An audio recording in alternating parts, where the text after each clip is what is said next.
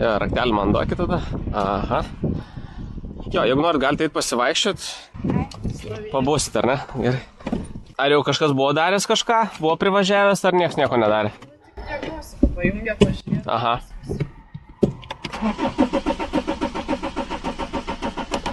Supratau. Akumuliatoriaus bėdų nebuvo, sakau, kad išsikrautų ten dar kažkas čia pastarąjį metų, ne? Aš šiaip prieš metus laiko keičiau, Bet dabar buvo draugai įlindę, tai sakė, kaip ir netinkamas jis man. Aha. Tai nesupratau labai.